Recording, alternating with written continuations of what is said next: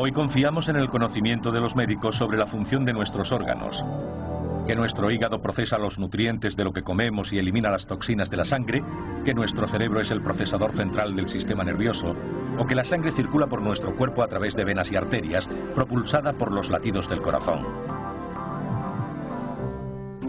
Pero imaginemos a los médicos actuando con un desconocimiento casi total del funcionamiento del cuerpo humano. Hasta principios del siglo XVII eso es exactamente lo que hacían. Y cuando un joven inglés llamado William Harvey se atrevió a señalarlo, fue tachado de hereje.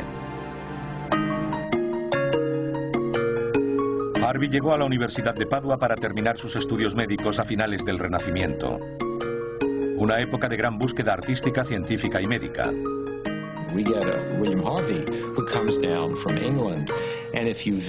William Harvey llegó desde Inglaterra, y si se visita la Universidad de Padua, pueden verse en el techo de las galerías y pasillos de todo el edificio las insignias de los grupos de estudiantes de los diferentes países.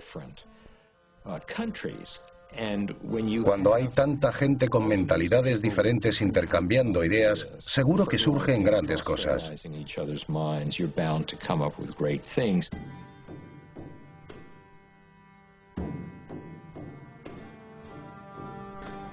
Poco a poco algunos de los antiguos conceptos erróneos sobre el cuerpo se fueron desechando. Después de todo, fue aquí, menos de un siglo antes, donde fueron expuestas por primera vez las maravillas de la anatomía humana. Sin embargo, en lo que respecta al funcionamiento del cuerpo, las grandes mentes de la ciencia aún no estaban dispuestas a desafiar las teorías de un médico griego del siglo II, conocido como Galeno. Galeno fue un gran médico griego que vivió en Roma en el siglo II de nuestra era. Un gran organizador del conocimiento médico de la época y autor increíblemente prolífico, con más de 120 textos en su haber, muchos de los cuales sobrevivieron y fueron los responsables de su dilatado reconocimiento. Durante el Imperio Romano y la Edad Media, hasta llegar al Renacimiento, la autoridad era el factor más importante en cualquier noción de la marcha del mundo. Si una gran figura afirmaba "esto va así", entonces era así. Y Galeno era la figura médica más poderosa de su tiempo. El problema era que Galeno cometió muchos errores. Por ejemplo, respecto a la circulación de la sangre, él creía que no lo hacía. Su teoría era que la sangre fluía desde el hígado, donde pensaba que se producía, hasta las extremidades, donde de algún modo desaparecía. Y a pesar de su error, esa teoría no fue rebatida durante más de 1000 años. Harvey sale al paso y dice: esto no concuerda. Si Galeno tuviese razón, un ser humano normal produciría unos 1500 litros de sangre al día.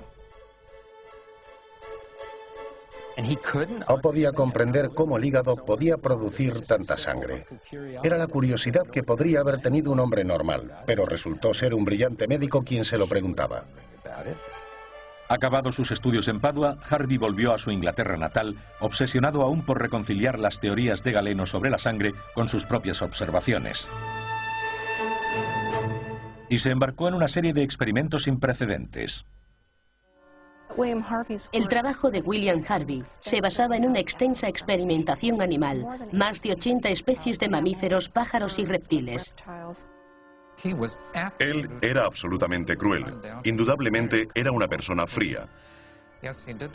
Practicaba vivisecciones a cerdos y perros que estaban encadenados a la mesa de disección, donde gritaban y aullaban. Todo se llenaba de sangre.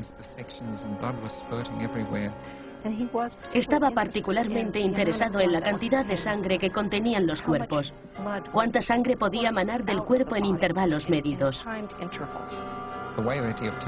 La forma en que llegó a ese conocimiento fue absolutamente horrible, pero también le permitió hacer algunos de sus grandes descubrimientos. ¿Y qué fue lo que descubrió Harvey? El simple hecho de que el corazón era una bomba que hacía que la sangre circulase por todo el cuerpo.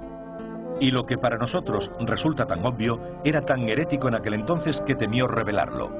Más tarde escribiría: Estoy a punto de presentar un concepto tan novedoso que temo por mi vida, no solo a causa de la envidia de unos pocos. Temo que mi humanidad crezca tanto como el número de mis enemigos. Harvey era consciente de que sus ideas no serían bien recibidas. Pero era tan astuto y ambicioso como inteligente, y tenía un plan. Se casó con Elizabeth Brown, que era hija del Dr. Brown, el médico de la reina Isabel, y aquello le hizo ganarse la aceptación inmediata del Real Colegio de Médicos de Londres. En 1616 estuvo muy absorto en su trabajo que finalmente echaría por tierra los conceptos galénicos sobre el cuerpo humano. Pero alrededor de 1618 llega a ser uno de los médicos del rey. Su prestigio crece en los círculos ingleses. En realidad, su decisión fue muy astuta. Durante 12 años practicó vivisecciones de animales ante los miembros del Real Colegio de Médicos de Londres, para que estos pudieran ver exactamente lo que hacía y ganarse así su confianza. En 1628, muchos años después de empezar su investigación de la circulación sanguínea, Harvey se sintió lo suficientemente seguro para publicar sus descubrimientos en un revolucionario trabajo conocido como de motu cordis, el movimiento del corazón.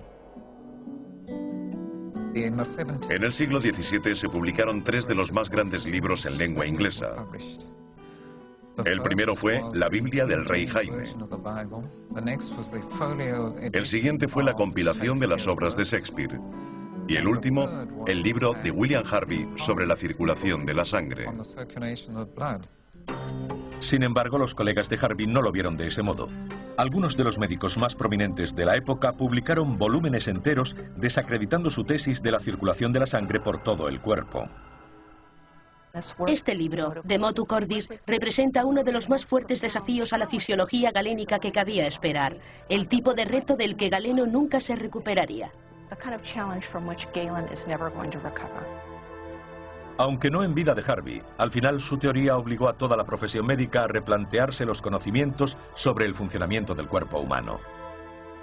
Y consiguió ganarse su lugar en la historia como padre de la fisiología moderna.